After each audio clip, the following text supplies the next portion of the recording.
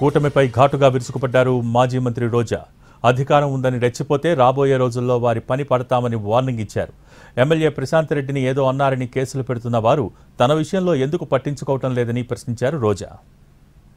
చెప్తున్నాను, ప్రశాంత్ గారికి ఏదో జరిగిపోయిందని అన్ని ఛానల్లో డిస్కషన్ పెట్టి ప్యానెల్ మీటింగ్లు పెట్టి మళ్ళీ ప్రసన్న కుమార్ రెడ్డి ఇంటికి పోయి ఆయన ఇల్లు డ్యామేజ్ చేసింది మీరందరూ చూశారు.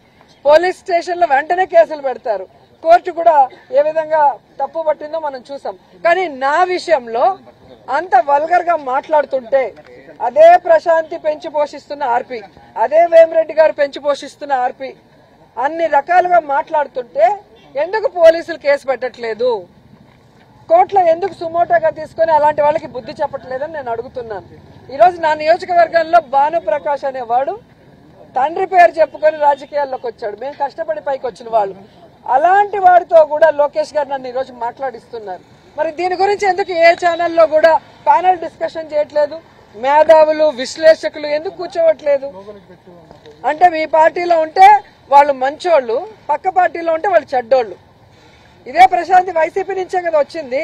మరి ఆవిడ కోసం అంత ఆరాట పడిన వాళ్ళు ఈ రోజు హారిక గారికి ఒకటి జరిగినా నాకు ఒకటి జరిగినా ఎందుకు పట్టించుకోవట్లేదు?